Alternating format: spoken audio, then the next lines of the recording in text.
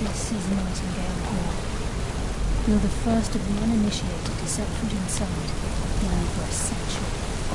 Now, if you'll both proceed to the armory to don the Nightingale armor, we can begin the oath.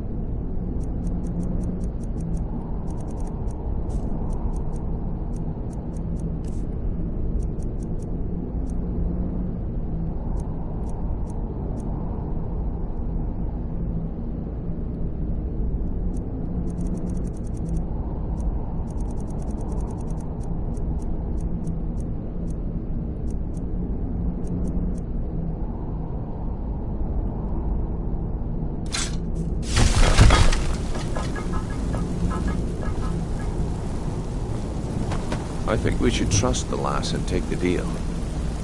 You appear ready for the oath.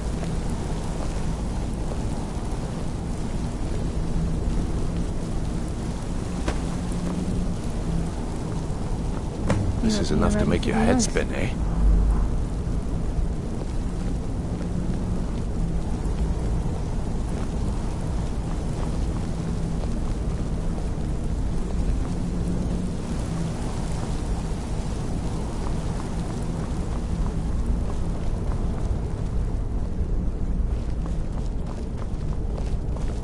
Time's wasting, and Mercer's still out there. Let's get this show on the road. Okay, lass, we've got these get-ups on. Now what? Beyond this gate is the first step in becoming a Nightingale. Whoa there, lass. I appreciate the armor, but becoming a Nightingale? That was never discussed. To hold any hope of defeating Mercer, we must have Nocturnal at our backs. If she's to accept you as one of her own, an arrangement must be struck. What sort of arrangement? I need to know the terms. The terms are quite simple, Bryn. I think we should trust the lass and Nocturnal take will the deal. allow you to become a Nightingale and use your abilities for whatever you wish. And in return, both in life and in death, you must serve as a guardian of the Twilight Sepulchre. Aye, there's always a catch. But at this point, I suppose there isn't much to lose. If it means the end of Mercer Frey, you can count me in. What about you? Are you ready to transact the oath with Nocturnal? Good. After I open the gate, Please stand on the western circle. Time's wasted, and Mercer's still out there. Let's get this show on the road. We'll speak when the oath is complete.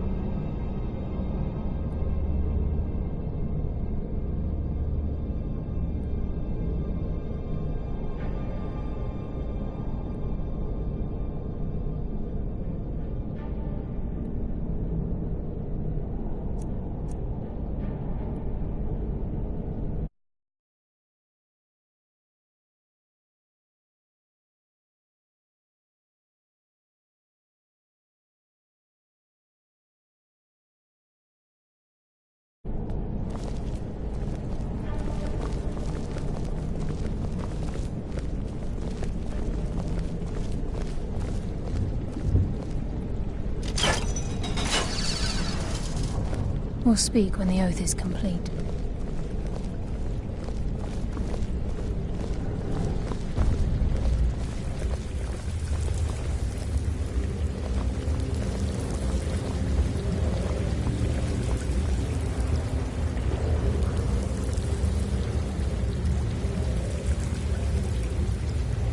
I call upon you, Lady Nocturnal, Queen of Murk, and Empress of Shadow.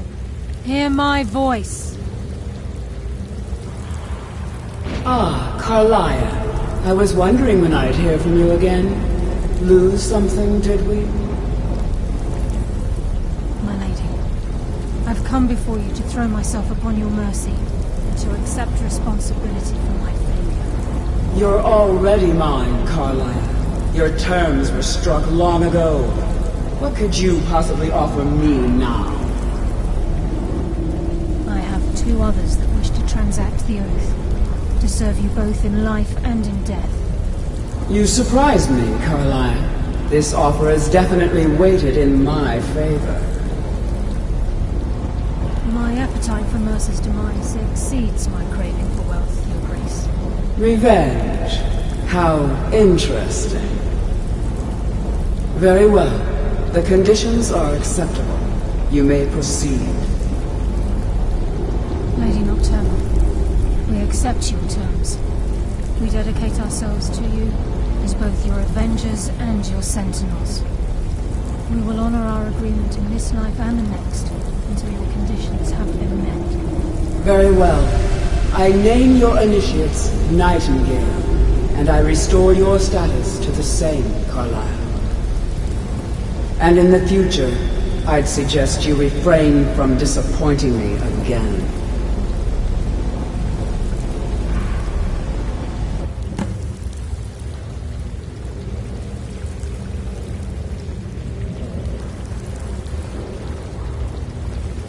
Now that you've transacted the oath, it's time to reveal the final piece of the puzzle to you.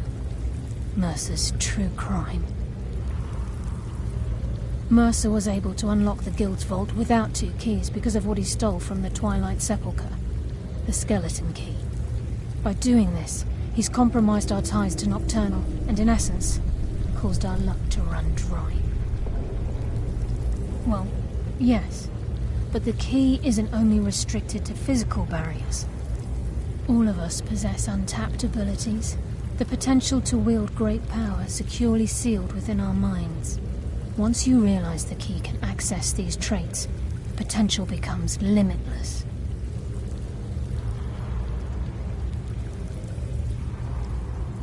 Although it would benefit the Guild more than you can imagine, if the key isn't returned to its lock in the Twilight Sepulchre, as time passed, our luck would diminish to the point of non-existence, and whether you know it or not, our uncanny luck defines. Very true. In our line of work, it's quite rare we set out to before we depart. Brynjolf has some business to discuss. I suggest you listen to him. Listen, lad. There's one last piece of business we need to settle before we go after Mercer. The leadership of the Guild. Carlia and I had a long discussion before you arrived here. Thanks to your efforts, Mercer's treachery has been exposed.